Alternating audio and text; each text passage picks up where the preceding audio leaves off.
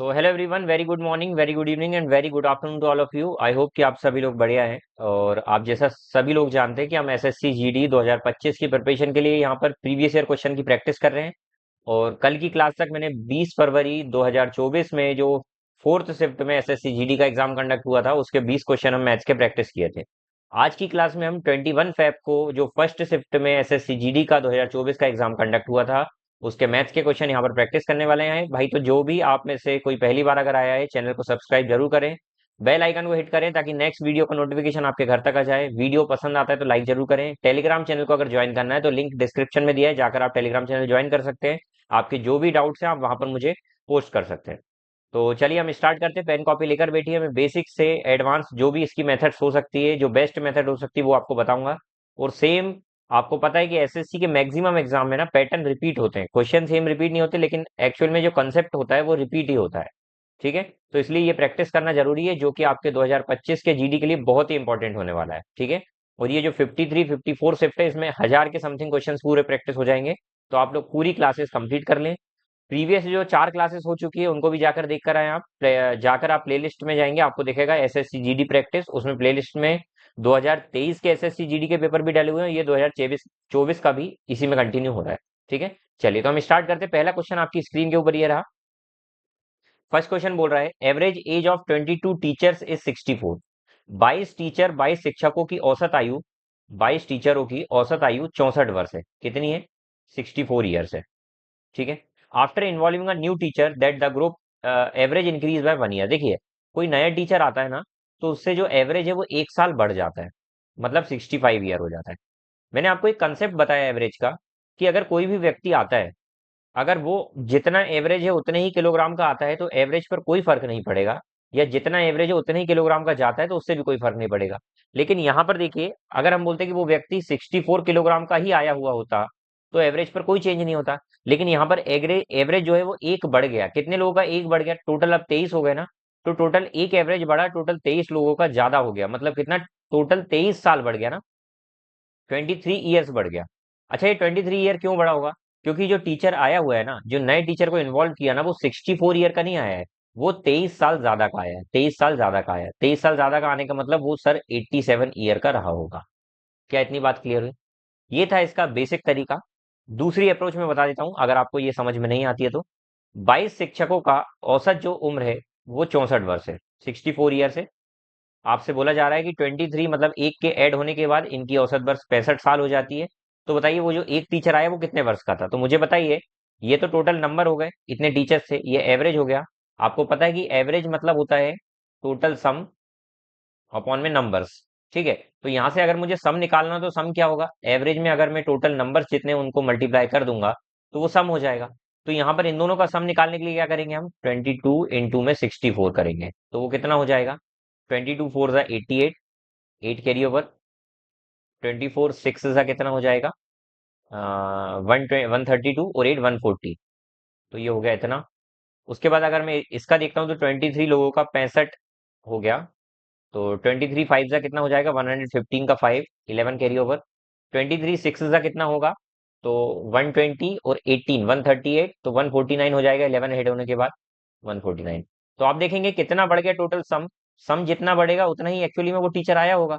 तो यहाँ पर हम देखेंगे, पहले जो था वो 1408 वर्ष बता रहा है सम, और अभी जो है 1495 वर्ष बता रहा है बस। ठीक है, तो ये क्यों हुआ होगा? इसका डिफरेंस अगर हम लेंगे तो वो 87 ईयर आ रहा है, मतलब जो 87 साल का वो नया टीचर आया हुआ है।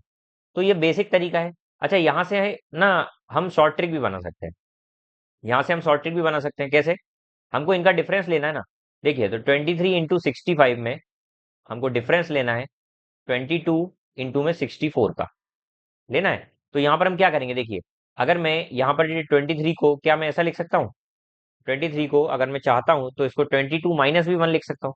आप देखेंगे ना, इसको मैं 22 प्लस 1 लिख सकता हूँ। ठीक है, और ये 65 रहेगा। उसके बाद इसको मैं 22 ही रहने देता हूँ, इंटू में 64। आप देखेंगे कि यहाँ पर माइनस अगर हमको करना है ना, तो माइनस करेंगे तो देखिए, ये 64 में से 65 में 64 माइनस कर रहे हैं, कहीं ना कहीं ये एक बढ़ रहा है ना, प्लस एक हो रहा है। कितने के आने से? एक के आने से। तो यहाँ पर मैं शॉर्ट ट्रिक ये बता रहा हूँ, इसका यूज करके डायरेक्ट शॉर्ट ट्रिक ये बनती है कि एक्चुअली में एवरेज जो था वो था 64, तो वजन 64 होना चाहिए था, लेकिन कितना बढ़ गया तो आप बोलेंगे देखिए ये जो जितना बढ़ा ना एक, ये एक बढ़ा ना, तो ये एक का जो वजन हमको निकालना है, एक का अगर हमको निकालना है, इस एक का निकालना है, तो इसकी वैल्यू क्या आ जाएगी, ये एक बढ़ा तो इस एक का मल्टीप्लाई 23 में करेंगे, और यहाँ एवरेज मतलब एवरेज प्लस में जितना इंक्रीज हुआ है उसका मल्टीप्लाई, अब बाद में जितने हो गए उसका मल्टीप्लाई। तो सर ये हो जाएगा, एवरेज था 64 प्लस 23, तो ये हो जाएगा 87। ये शॉर्ट ट्रिक बोली जाती है और ये बनी हुई है इसी बेसिक मेथड का यूज करके। ठीक है, तो इतना टफ करने से बेस्ट ये है जो स्टार्टिंग में सबसे पहली अप्रोच मैंने बताई थी उसको ध्यान में रख के आप करेंगे तो वो भी बहुत ईजी थी।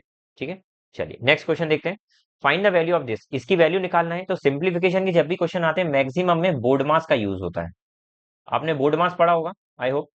बोर्ड मास में बी का मतलब होता है ब्रैकेट, ओ का मतलब होता है ऑफ, ऑफ का मतलब मल्टीप्लाई ही होता है, लेकिन हम मल्टीप्लाई और ऑफ वाले में दोनों में मल्टीप्लाई होगा, लेकिन ऑफ वाले मल्टीप्लाई को पहले सॉल्व करते हैं, राइट।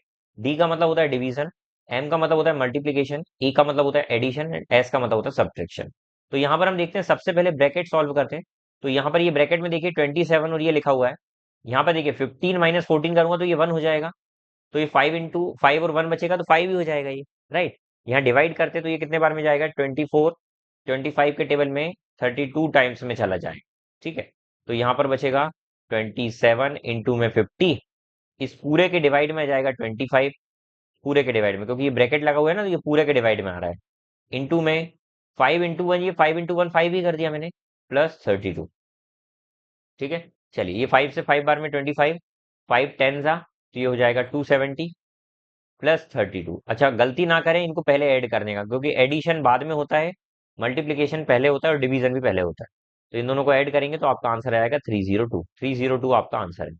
ठीक है, यूनिट डिजिट से इस क्वेश्चन को सॉल्व कर सकते थे, लेकिन यहाँ पर देखिए दो ऑप्शन में यूनिट डिजिट दो दी हुई है, इसलिए हम इसको सॉल्व नहीं करेंगे। ठीक है, चलिए नेक्स्ट क्वेश्चन देखते हैं। What is the value of 64% of 512 and 46% of 215? 64% of 512 and 46% of 215। अब इस क्वेश्चन में भैया आपके मल्टीप्लीकेशन की परीक्षा होने वाली है।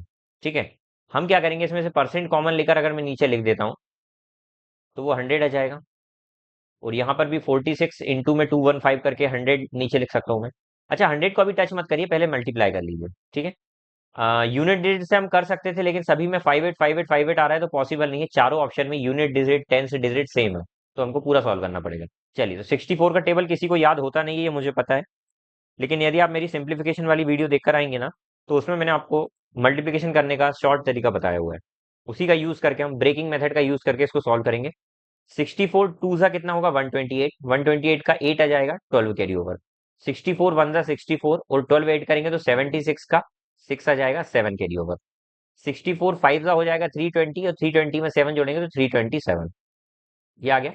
अपॉन में 100 चल रहा है। अच्छा 100 दोनों का कॉमन ले लूं एलसीएम, तो 100 दोनों का एलसीएम कॉमन आ गया, प्लस 46 फाइव जा करेंगे तो 46 फाइव जा हो जाएगा 215, 215 का 5 आ जाएगा, सॉरी 46 फाइव जा 230 होगा, 230 का 0 आ जाएगा। ठीक है, 23 कैरी ओवर आ जाएगा। 46 वन जा 46 हो जाएगा, प्लस 23 जोड़ेंगे तो हो जाएगा 69, 69 का 9, 6 कैरी ओवर। 46, हाँ 46 टू जा कितना हो जाएगा, आ, हाँ 46 टू जा कितना हो जाएगा 92, 92 में 6 ऐड करेंगे तो हो जाएगा 98। इन सबको ऐड करेंगे तो लास्ट में आएगा 8, फिर आएगा 5, 1 कैरी ओवर, तो 9 और 7 16 का 6 आ जाएगा। देखिए अब 6 एक में ही आ रहा है, 8 5 और 6 इसमें आ रहा है तो यही आंसर होगा ना। फिर भी हम पूरा सॉल्व कर लेते हैं। तो 8 प्लस 1 9, 9 और 7 16 का 6 आ जाएगा, 1 कैरी ओवर। 10 और 2 12 का 2 आ जाएगा, 1 उधर जाएगा तो 4। अब नीचे 100 चल रहा है, दो जीरो रिमूव करके लास्ट से दो के पहले पॉइंट लगा देंगे तो इसका आंसर हमारा आ जाएगा 426.58, जो कि हमारा पहले ही आ चुका। मैंने आपको बोला ना कि सॉल्व करते समय ऑप्शंस को देखते चलना है। जब हम ऑप्शन को देखते हैं ना भाई, तो देखें आप, ये दो यहाँ से तो हमारा ऑप्शन मैच नहीं हो रहे थे क्योंकि चार ऑप्शन सेम आ रहे थे, लेकिन जैसे ही हमने 6 देखा तो एक में ही वन टेंस हंड्रेड से जो प्लेस थी ना, इकाई दहाई सैकड़ा, जो सैकड़े नंबर की, सैकड़ा मतलब होता है हंड्रेड प्लेस, तो जो 100 नंबर की प्लेस थी वो 6 थी और एक ही में थी, तो इसलिए हमारा आंसर ये हो जाएगा। Got it. चलिए भाई, समझ में आ रहा है तो वीडियो को लाइक जरूर करें। ठीक है, और कमेंट में लिखकर बताएं कि समझ में आ रहा है सर। एक मिश्रण में दूध और पानी का अनुपात 2:3 है। एक मिक्सचर में मिल्क और वाटर का जो रेशियो है वो 2:3 है। इसमें कुछ दूध मिलाया गया, तो जो मिक्सचर का रेशियो बन गया मिल्क से वाटर का, वो 10:3 बन गया। अच्छा, इसमें क्या पानी मिलाया गया? नहीं, देखिए पानी बिल्कुल भी नहीं मिलाया गया। और एक्चुअल में रेशियो भी हम देखेंगे ना, तो पानी सच में नहीं मिला हुआ है, पानी मिलाया नहीं गया है। और यदि हम रेशियो देख रहे हैं और रेशियो भी आप देख रहे हैं कि रेशियो भी चेंज नहीं है, रेशियो में भी चेंज नहीं है, तो फिर हमको रेशियो को टच नहीं करना, रेशियो को ही एक्चुअल वैल्यू मान के सॉल्व करना है। ठीक है, रेशियो का यही कंसेप्ट होता है कि कोई भी एक चीज को पकड़कर सेम करना होता है, एक कंसेप्ट को पकड़कर सेम करना होता है। लेकिन यहाँ पर इस क्वेश्चन में वाटर के साथ छेड़खानी नहीं की गई है। पानी पहले भी 3 था, अभी भी 3 है, तो हमारी कंडीशन सेटिस्फाई हो रही है कि पानी मिक्स नहीं किया जा रहा है, सिर्फ दूध मिक्स किया जा रहा है। अच्छा, दूध रेशियो के अकॉर्डिंग कितना मिक्स किया जा रहा है? तो आप बोलेंगे सर 8 मिक्स किया जा रहा है। और उसमें क्या बोला जा रहा है कि how much milk was added, वो बोल रहा है इनिशियल मिक्सचर में कितना दूध मिलाया गया। तो सर पहले इनिशियल मिक्सचर 5 था, 5 में 8 दूध मिला लिया गया। तो सर 8 दूध मिलाया गया 5 में, ये हो गया फ्रैक्शन। और फ्रैक्शन को हमेशा परसेंटेज में ले जाने के लिए आपको 100 का मल्टीप्लाई करना होता है, यही तरीका होता है। तो हम इसमें 100 का मल्टीप्लाई करेंगे, तो 5 20 आ जाएगा, और ये आ जाएगा 160%। तो यहाँ पर हमारा आंसर क्या आ गया? 160%। कितना मिश्रण में कितना मिल्क मिलाया गया? तो 160% मिल्क मिलाया गया। Got it? चलिए next question. The simple interest receive on sum for 20 year is 2/5 of the sum. यहाँ पर बोला जा रहा है कि 20 सालों में दो इंटरेस्ट 2/5 मिल रहा है सम का 2/5 मतलब दो इंटरेस्ट मिल रहा है 5 पर, मतलब 5 प्रिंसिपल है और इंटरेस्ट जो है वो 2 है। तो सर 2 मिल रहा है 5 पर, तो इसको परसेंटेज में अगर मैं ले जाऊंगा तो कितने परसेंट मिल रहा होगा? तो आप बोलेंगे सर टोटल 520 था, टोटल 40% आपको मिल रहा है। तो आप बोलेंगे सर 20 सालों में टोटल 40% आपको इंटरेस्ट मिल रहा है। हमसे बोला है एनुअल रेट परसेंट निकालने का। एनुअल का मतलब क्या होता है? पर ईयर का। तो एक साल में कितना रेट मिल रहा होगा? तो यहाँ से ये 1 से काटेंगे, 2 टाइम्स चला जाएगा, तो एक साल में 2% रेट मिल रहा हो, एक साल में 2% रेट। Got it? चलिए नेक्स्ट क्वेश्चन देखते हैं। If 70% of total article are sold at a profit of 20%। देखिए 70% प्रॉफिट, 70% मतलब 7 ये हो गया 70%, और बचा हुआ 30% होगा। इनका रेशियो ले लूंगा तो 7:3 आ जाएगा। तो 7:3 की चीजें हैं, तो जो 70% है उसको 20% प्रॉफिट में बेचा जा रहा है, और आगे जो है उसको 10% लॉस पर बेचा जा रहा है। तो बोला जा रहा है कि ओवरऑल प्रॉफिट और लॉस परसेंट कितना होगा? ओवरऑल कितना होगा? ओवरऑल कितना होगा? इसको निकालने का बेस्ट तरीका होता है वेटेड एवरेज। क्या होता है? Weighted average. वेटेड एवरेज में इन दोनों का मल्टीप्लाई करेंगे, इन दोनों का मल्टीप्लाई करेंगे आपस में, और इन दोनों को ऐड करके डिवाइड करेंगे। तो हम यहाँ पर बोलेंगे 20 इंटू में 7, माइनस आ जाएगा क्योंकि ये प्लस इंटू माइनस हो जाएगा। 3 इंटू में 10, अपॉन में कितना आ जाएगा? 7 + 3। दिस इज कॉल्ड क्या? Weighted average. इसको वेटेड एवरेज के नाम से जानते हैं, बहुत ही इंपॉर्टेंट कंसेप्ट है। जब एवरेज का चैप्टर पढ़ाऊंगा तब उसमें पूरा क्लियर करूंगा आपको। ठीक है, चलिए तो 140 में से 30 माइनस होगा तो 110, अपॉन में कितना आ जाएगा? 10। जीरो से जीरो कट गया, तो 11% प्लस का आंसर आ रहा है। प्लस का मतलब होता है प्रॉफिट, प्लस का मतलब होता है प्रॉफिट, तो यहाँ पर हम बोलेंगे 11% का प्रॉफिट हो रहा है। Got it? चलिए नेक्स्ट क्वेश्चन देखते हैं। If selling price of an article is ₹1690, अगर किसी आर्टिकल का सेलिंग प्राइस जो है वो 1690 रुपए है, विक्रय मूल्य 1690 रुपए है, उसमें 35% की छूट दी गई है, तो मार्क्ड प्राइस कितना होगा?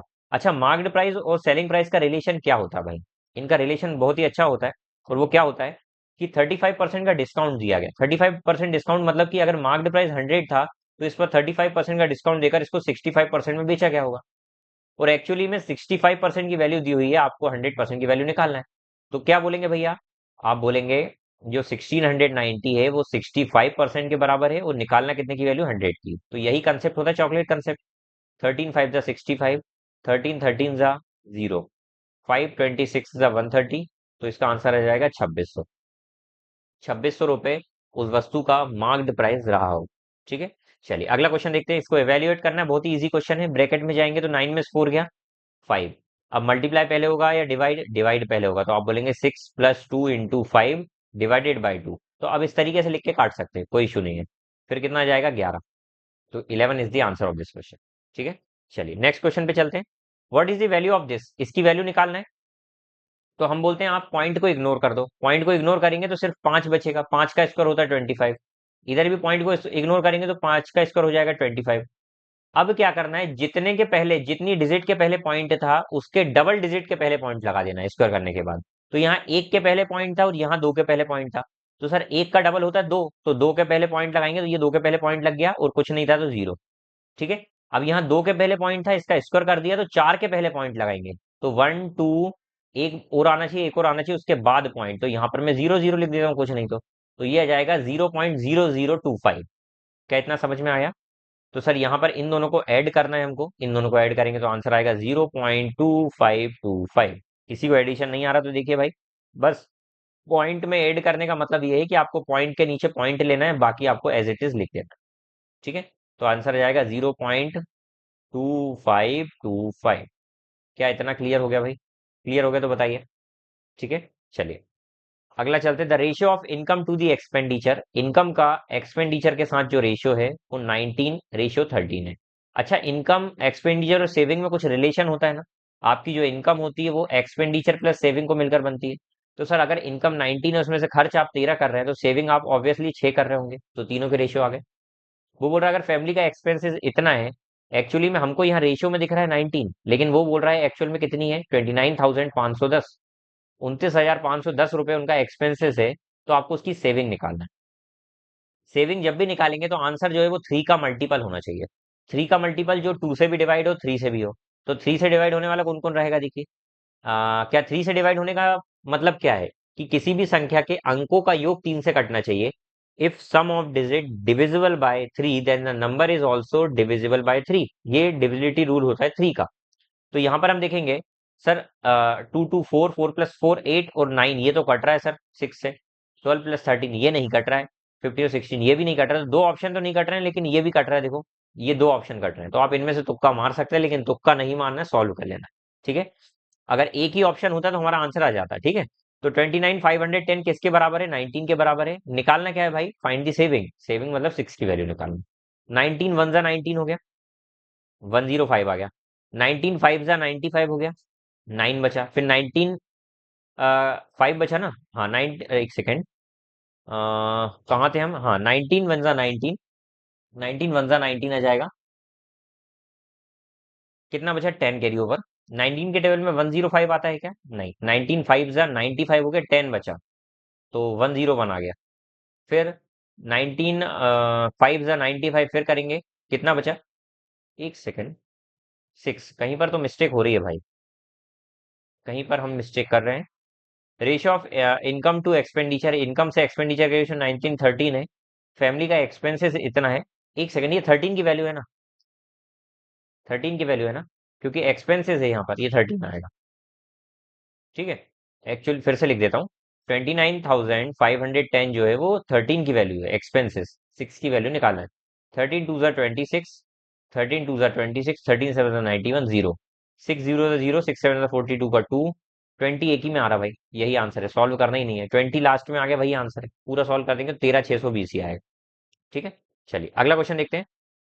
निश्चित ब्याज दर 2 वर्षों के लिए मूलधन के साधारण ब्याज और चक्रवृद्धि ब्याज क्रमशः इतना इतना। भाई ये क्वेश्चन में हर शिफ्ट में आपको रिपीट हो रहा है, आप देख सकते हैं, एसएससी जीडी की, है ना?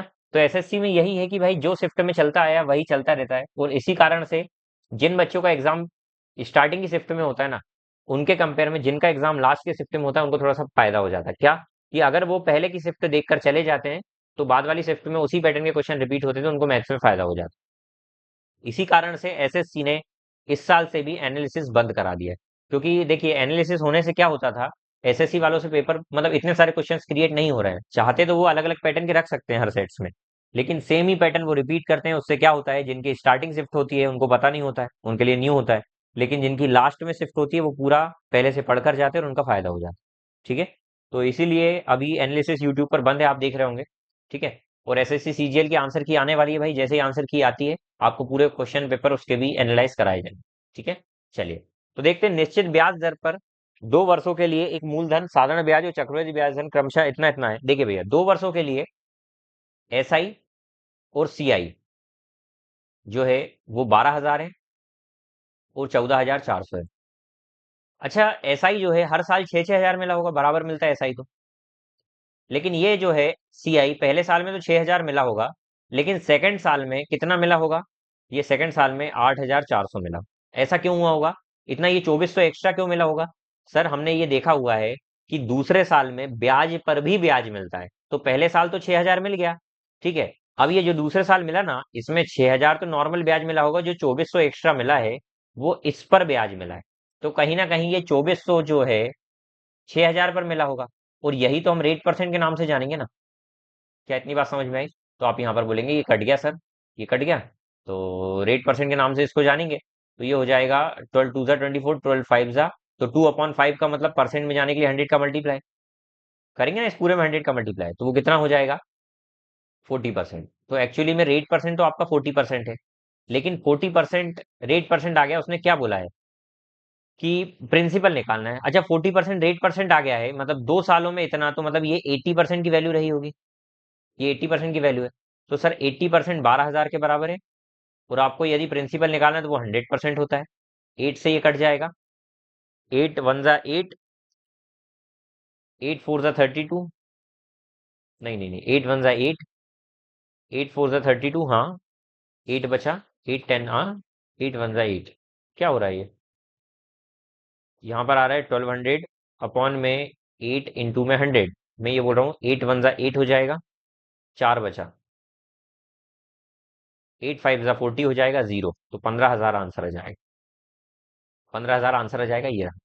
ठीक है। इसको शॉर्ट में किस तरीके से करना, अगर किसी को समझ में नहीं आया तो शॉर्ट में ऐसे करना है सर, कि आपको इन दोनों का डिफरेंस देखना है, कितना डिफरेंस है दोनों में, तो आप बोलेंगे सर 2400 रुपये, तो 2400 एक्स्ट्रा मिल रहा होगा। ठीक है। अच्छा 2400 एक्स्ट्रा जो मिल रहा होगा यही तो इंटरेस्ट है, यही इंटरेस्ट, और ये इंटरेस्ट कैसे मिल रहा होगा? तो आप बोलेंगे सर 2 साल का ऐसा ही इतना है, तो 1 साल का ऐसा ही 6,000 मिला होगा, तो कहीं ना कहीं 6,000 का रेट परसेंट ही ये आया होगा।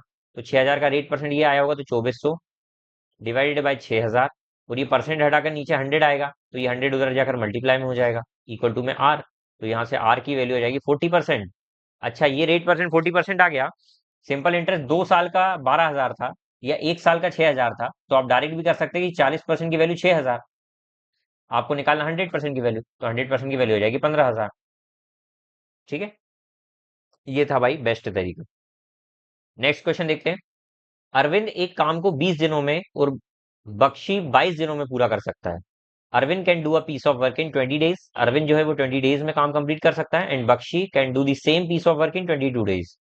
अगर मैं दोनों का एलसीएम लेता हूं, तो यहाँ पर इनका एलसीएम आ जाएगा 2 11 22, 220 ले लेते हैं इनका एलसीएम, तो ये आ जाएगा 11 टाइम्स में आएगा, और ये आ जाएगा 10 टाइम्स में।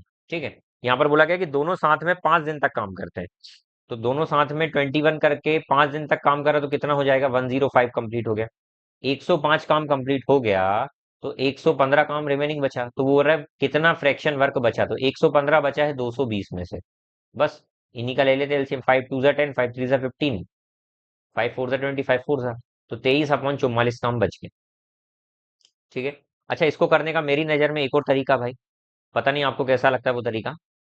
यदि मैं इसका यूनिट वर्क से इसको सॉल्व करता हूँ, तो अरविंद की अगर 20 दिन में काम कंप्लीट करते हैं, तो अरविंद की एफिशिएंसी इतनी आ गई, और यहाँ पर मैंने टोटल वर्क को 1 माना है। अच्छा बख्शी की एफिशिएंसी अगर टोटल वर्क 1 माना, तो बख्शी की एफिशिएंसी हो जाएगी 1/22, इसका अपोजिट। तो यहाँ पर बोला है दोनों ने 5 दिन तक काम किया। अच्छा दोनों ने 5 दिन तक काम किया, मतलब दोनों की, एक की एफिशिएंसी 1/20, दूसरे की 1/22, दोनों ने मिलकर ये 5 दिन तक काम किया, तो ये 5 दिन का काम कंप्लीट हो गया, ये 5 दिन का काम कंप्लीट हो गया ये पूरा। अच्छा 5 दिन का काम कंप्लीट था, टोटल वर्क था 1, तो 1 में से यदि मैं इसको माइनस कर दूंगा, तो यही वो रिमेनिंग वर्क आ जाएगा। क्या समझ में आया? तो हम यहाँ पर करेंगे 1 माइनस, ऊपर हो जाएगा 42 इंटू में 5 अपॉन में 44 0। ठीक है। इसको काट देते हैं, 5 8 ज़ा 40, 5 8 ज़ा 40, 2 44 ज़ा 221 ज़ा, इसमें से ये माइनस होगा, तो 23/44 आंसर आ जाएगा। ये यहाँ से भी आप जा सकते। ठीक है। जो आपको बेस्ट लगे। रमेश की सैलरी 20% ज्यादा है रमन की सैलरी से, तो रमेश भैया जो है उनकी रमन भैया से सैलरी 20% ज्यादा है, मतलब इनकी 120 है तो इनकी 100 है। रमेश अगर इतना सेव करता है, जो कि 75% है उसकी सैलरी का, मतलब रमेश जो है, मैं रमेश की बात कर रहा हूँ, ध्यान से देखिएगा, बहुत ही सही क्वेश्चन है। 33,705 पूरा चॉकलेट कंसेप्ट से होगा। ये इतना सेव करता है, जो कि 75% है सैलरी का, मतलब ये 75% के बराबर है। यदि मैं इसका 100% निकाल दूं, तो ये रमेश की सैलरी आ जाएगी क्या? तो ये क्या हो गया? ये हो गई रमेश की सैलरी, रमेश की सैलरी हो गई। लेकिन यहां पर रेशियो में अगर हम देखेंगे, हमसे निकालने का क्या बोल रहा है, घूर कर देखेंगे तो निकालने को बोल रहा है रमन की सैलरी, रमन की सैलरी निकालना। अच्छा रमेश की सैलरी कितनी थी? 120, तो ये जो पूरा है ये 120 के बराबर ही तो है, और हमको निकालना कितने की वैल्यू? 100 की वैल्यू। बस सॉल्व हो गया, बस इसको सॉल्व करना और आंसर आ जाएगा। तो हम लिखेंगे 33,750। अच्छा, इनको काट देता हूँ, 25 थ्री ज़ा 25 फोर ज़ा, ठीक है, इंटू फोर अपॉन में ये थ्री नीचे ही आ जाएगा, इंटू में 100, ये साइड वाला 100, और ये थ्री नीचे ही आ जाएगा, और नीचे बचा थ्री, इंटू में 120, ठीक है। तो काट देते हैं भैया, एक जीरो से एक जीरो कट गया, फोर थ्री ज़ा 12 हो गया, थ्री थ्री ज़ा 9, 9 थ्री ज़ा 27, 9 7 ज़ा 63, 9 5 ज़ा 45, तो कितना आ जाएगा? 37,500 इसका आंसर आ गया। 37,500 क्या है भाई? रमन की सैलरी है, रमन की सैलरी है। आई होप कि समझ में आ गया होगा भाई। अगला question, P and Q together can complete a piece of work in 30 days. P Q मिलकर किसी काम को 30 डेज में कंप्लीट कर सकते हैं। क्यू आर मिलकर उसी काम को 37.5 डेज में कंप्लीट कर सकते हैं। और आर पी मिलकर उसी काम को 150 डेज में पूरा कर सकते हैं। तो बताइए, अगर ये तीनों साथ में काम करते हैं तो इन तीनों को मिलकर जो काम करते हैं वो कितने दिन में पूरा हो जाएगा? इसका निकालने का डायरेक्ट फॉर्मूला है, लेकिन फॉर्मूले से थोड़ा सा लॉन्ग प्रोसेस पड़ेगी, इसलिए हम इसको बेसिक से ही करते हैं। 37.5 को मैं क्या लिख सकता हूँ? 37.5 को मैं क्या लिख सकता हूँ? तो आप बोलेंगे 75 अपॉन में 2 लिख दे, और इसको तो 30 ही रहने दे, और इसको 150 ही रहने दे। अगर इन सबका मैं एलसीएम लेना चाहूँ तो 150 ही एलसीएम ले लूँ क्या? या तो इन तीनों में से कोई एक एलसीएम होगा, और नहीं तो इन सबका एलसीएम हो। इन सबका एलसीएम ही टोटल वर्क होगा, टोटल वर्क, सॉरी। तो यहाँ पर इनको डिवाइड करके हम इनका क्या निकालेंगे? टोटल वर्क में से हर एक का टाइम को डिवाइड करते हैं ना, जब 150 से इस 150 को डिवाइड करेंगे तो 1 एफिशिएंसी आ गई। इस 150 में इससे डिवाइड करेंगे तो यहाँ पर इसकी एफिशिएंसी आ जाएगी 4, इससे करेंगे तो आ जाएगी 5। ये इनकी एफिशिएंसी हो गई। अच्छा, दो दो की एफिशिएंसी है। देखिए, तो अगर मैं तीनों को ऐड करूंगा तो यहाँ पर twice of P Q R आ जाएगा, twice of P Q R, और उनकी एफिशिएंसी हो जाएगी इन तीनों को ऐड करके 10। तो यहाँ से सिंपल पी क्यू आर की एफिशिएंसी कितनी हो जाएगी? 5। यहाँ पर बोला गया है कि how many days all three complete the same. अगर साथ में काम करें कितने दिन में करेंगे? तो पी क्यू आर मिलकर 150 काम को 5 की एफिशिएंसी से करेंगे तो ये 30 डेज में कंप्लीट कर देंगे, 30 डेज में कंप्लीट कर देंगे, ठीक है। चलिए अगला question, on selling a book at 16 upon 25 of marked price there is a loss.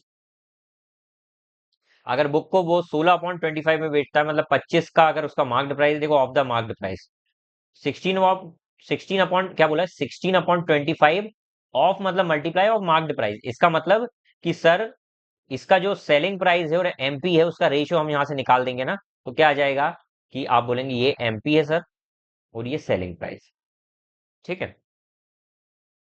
तो एमपी और सेलिंग प्राइस का रेशियो ये आ गया। आगे क्या बोला है? बोला यहाँ पर लॉस हो रहा है, ठीक है भैया। What will be the ratio of marked price and selling price? Marked price और सेलिंग प्राइस का रेशियो ये हो जाएगा, कुछ है ही नहीं इस क्वेश्चन में निकालने का, ठीक है। चलिए आगे चलते हैं। Find the height of triangle whose base is, triangle की हाइट निकालिए जिसका बेस हाइट का 5/7 है, हाइट का 5/7 है, 5/7 भाग है। तो यहाँ से बेस का और हाइट का रेशियो क्या आ गया? आप बोलेंगे 5/7, ठीक है। तो अच्छा, ये रेशियो आया हुआ है, तो एक्चुअल अगर मेरे को बेस को और हाइट को मानना है तो मैं रेशियो की जगह एक्चुअल वैल्यू 5x और 7x मान लूं क्या? मान लूं, क्यों? क्योंकि यहाँ पर एरिया दिया हुआ है, तो एरिया हमारा होता है हाफ, एरिया ऑफ ट्राइंगल क्या होता है? हाफ बेस इनटू में हाइट। देखिए, इसी मल्टीप्लाई के कारण मैंने x माना, क्योंकि मल्टीप्लाई करने में एक्स स्क्वायर क्रिएट हो जाता है तो फाइनल आंसर का अंडर रूट किया जाएगा, इसलिए। और इसकी वैल्यू दी हुई है 18,207। वो तीन के पहले पॉइंट है तो मैं तीन जीरो वाला नंबर नीचे लिख दिया। यहाँ से निकालना क्या है? आपको निकालना है त्रिभुज की ऊंचाई, याद कीजिए, हाइट निकालना, हाइट मतलब 7x की वैल्यू निकालना है, ठीक है। चलिए 7x की वैल्यू निकालना है, देखते हैं। दो आंसर मल्टीपल है 7 के, बाकी नहीं है। तो यहाँ से देखते हैं, 7 से इसको मैं काटता हूँ, 7 1 ज़ा 7, 7 2 ज़ा 14, कितना बचा? 4, 7 6 ज़ा 42, 0 1, कितना समझ में आ गया? चलिए 2 से इसको काटता हूँ, 2 5 ज़ा 10, 0 0, ये 5 नीचे जाएगा ना, तो 2500 आ जाएगा। तो एक्स स्क्वायर की वैल्यू हो जाएगी 2601 अपॉन में 2500। अच्छा, ये स्क्वायर अगर मैं हटाता हूँ तो 2601 किसका स्क्वायर होता है? ये तो होता है किसका स्क्वायर? 50 का स्क्वायर। ऊपर वाला होता है 51 का स्क्वायर, ठीक है। तो ये हमारा आ गया 51 अपॉन में 50। आपको निकालना क्या है भाई? हाइट निकालना है, हाँ हाइट निकालना है। तो हाइट है 7x, तो मतलब 7 इंटू में 51 अपॉन में 50। दोनों साइड दो दो का मल्टीप्लाई कर दूं, उससे क्या होगा? देखो स्मार्ट वर्क लगाओ, नीचे 100 आ जाएगा तो हमारा आसानी से कट जाएगा।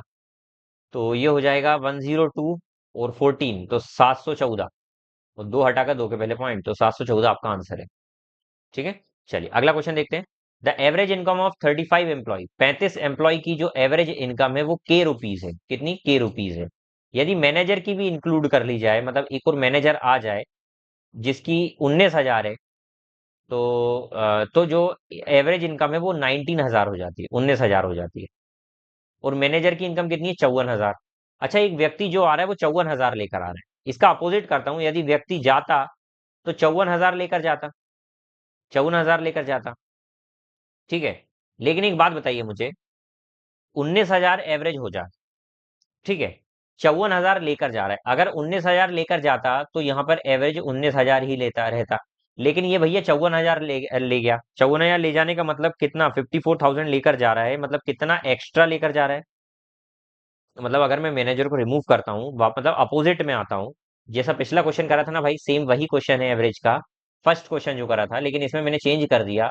मैं बोलता हूँ इसको थोड़ा सा अपोजिट कर लीजिए, कि 36 लोगों का एवरेज अगर 19,000 है, अगर मैनेजर को मैं भगा देता हूँ कि भाग जा भाई, जो कि 54,000 का है, जो कि 54,000 रुपये लेकर जा रहा है, तो अब जो एवरेज है वो के रुपए बचेगा। तो बताइए एवरेज कितना है? तो मैं बोलता हूँ अगर 19,000 लेकर जाता तो एवरेज जो के की वैल्यू है वो 19,000 ही होती।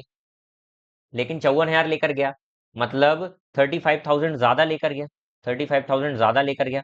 तो अगर 35,000 ज्यादा लेकर गया है वो, तो एवरेज कम होगा, लेकिन कितने लोगों में? 35 लोगों में बटेगा, 35 लोगों में बटेगा, तो एक एक हजार कम हो जाएगा। तो इसका एवरेज कितना हो जाएगा? 18,000 हो जाएगा। दिस इज द बेस्ट तरीका, नहीं तो बेसिक मेथड जो आपको मैं बता चुका हूँ उससे सॉल्व कर सकते हैं। ठीक है। चलिए अगला क्वेश्चन देखते हैं। इसकी वैल्यू निकालना भैया, बहुत ही सुंदर क्वेश्चन है। जब भी मैंने लिखा 0.3333 इस तरीके से रिपीट हो रहा है, तो मैं, अगर 3 रिपीट हो रहा है तो मैं 3 को एक बार लिखकर एक बार लगा सकता हूँ। तो इसको सॉल्व करने का तरीका ये है डायरेक्ट, कि इसको आप 3/9 लिखेंगे। एक के ऊपर बार है तो एक जीरो वाला नंबर, यहाँ पर जाता है 0.4 के ऊपर बार, तो हम लिखते हैं 4/9। ये तरीका होता है इसको सॉल्व करने का। तो यदि मैं इनको ब्रेक कर दूं कि 2 + 0.3 के ऊपर बार, और इसको लिख देता हूँ 4 + 0.3 के ऊपर बार, तो कोई इशू नहीं है। अच्छा, ये तो होगा 2 और 4 6, प्लस इसका मतलब क्या हो जाएगा? तो आप बोलेंगे 3/9। इसका मतलब क्या हो जाएगा? 3/9। तो 6 + 3/9 + 3/9 क्या हो जाएगा? 6/9। तो 3 2 जा 3 3 जा, ये हो जाएगा 20/3। यही आंसर है। ठीक है, 20/3 इसका आंसर हो जाएगा। Wait for a while. ठीक है, ये 20/3 इसका आंसर होगा। राइट। चलिए नेक्स्ट क्वेश्चन देखते हैं। एक आदमी 35 पेन 1 रुपए में खरीदता है। ये वही क्वेश्चन है भाई, 1 रुपए में 35 पेन खरीदता है। वो बोल रहा है कितने पेन बेचे कि उसको 40% का प्रॉफिट हो। 40% का प्रॉफिट हो मतलब 100 की चीज को 140 में बेचे। लेकिन अगर मैं क्वांटिटी की बात करूंगा तो वो प्राइस का अपोजिट हो जाएगा, 140 से 100 हो जाएगा। तो रेशियो ले लूंगा तो ये 7 से 5 हो जाएगा। तो यहाँ पर अगर वो 7 रेशियो है तो बाद में 5 बनना चाहिए। तो 7 का 5 गुना, तो 5 का 5 गुना कितना हो जाएगा? 25। तो 1 रुपए में वो अगर 25 पेन बेचेगा तो उसको 40% का प्रॉफिट होगा। ऑब्वियस बात है भाई कि अगर 1 ही रुपए में आप बेचना चाह रहे हैं तो पहले अगर ज्यादा पेन बेचते थे तो आप कम पेन बेचेंगे तब आपको फायदा होगा। लेकिन अगर प्राइस की बात करेंगे तो आपको ज्यादा प्राइस में बेचना पड़ेगा तब प्रॉफिट होगा। लेकिन अगर आप बात करते हैं कि सर हम क्वांटिटी की बात करते हैं, क्वांटिटी में कब प्रॉफिट होगा? तो क्वांटिटी में कम बेचने पर प्रॉफिट होगा। मतलब कांस्टेंट रुपए पर, कि मान लो 1 रुपए की बात है तो 1 रुपए में ही आप कम बेचेंगे ना, तब आपको प्रॉफिट होगा। ठीक है। चलिए, a 600 metre long train crosses a man walking opposite direction in 20 second. देखिए मैन दोनों अपोजिट डायरेक्शन में जा रहे हैं, तो ट्रेन स्पीड है ना, स्पीड ऑफ ट्रेन दोनों अपोजिट डायरेक्शन में आ रहे हैं, मतलब प्लस होगा, प्लस स्पीड ऑफ मैन, दोनों की प्लस होगी। और वो कितनी आएगी? 600 मीटर लंबी ट्रेन को क्रॉस कर रहे हैं 20 सेकंड में। तो यहाँ पर इनकी स्पीड कितनी आ गई? 30 मीटर पर सेकंड। अच्छा, यहाँ पर बोला गया कि स्पीड ऑफ ट्रेन जो है वो 5 टाइम्स है स्पीड ऑफ मैन से। मैन से स्पीड 5 गुना है, मैन से स्पीड 5 गुना है। तो बस सिंपल हो गया, ये 5 गुना था, इसकी वैल्यू 30 के बराबर है। तो टोटल 6 की वैल्यू 30 के बराबर, मतलब कितने गुना? 5 गुना। अगर 6 की वैल्यू 30, 5 के गुना बराबर, आपको क्या बोला गया है? What is the speed of train? तो 5 की वैल्यू कितनी हो जाएगी? 25। तो 25 मीटर पर सेकंड आ जाएगा। लेकिन समस्या ये है कि ये किलोमीटर पर आवर में ऑप्शन दे रहा है, तो मीटर पर सेकंड को किलोमीटर पर आवर में ले जाने के लिए 18/5 का मल्टीप्लाई करना पड़ता है। तो 5 5 जा 25, तो 18 5 जा 90 किलोमीटर प्रति घंटे। ठीक है। तो ये रहे आपके क्वेश्चंस भाई। आई होप कि आपको ये पूरे क्वेश्चंस आपके भेजे में चले गए होंगे, बहुत अच्छे से आपको समझ में आ गए होंगे। अगर समझ में आ गए हैं तो चैनल को लाइक जरूर करें, चैनल को नहीं, वीडियो को लाइक जरूर करें। और तब तक के लिए अपना ध्यान रखें, मिलते हैं अगली क्लास में। मस्त रहिए, व्यस्त रहिए, अपना ध्यान रखिए। और अगली क्लास में मिलते हैं 21 फेब की सेकंड शिफ्ट के साथ। तब तक के लिए जय हिंद, वंदे मातरम। और आज आप सभी को गांधी जयंती की बहुत बहुत शुभकामनाएं। ठीक है, अपने आजू बाजू स्वच्छता बनाए रखें। ठीक है, तो मिलते हैं फिर अगली क्लास में। Thank you so much class.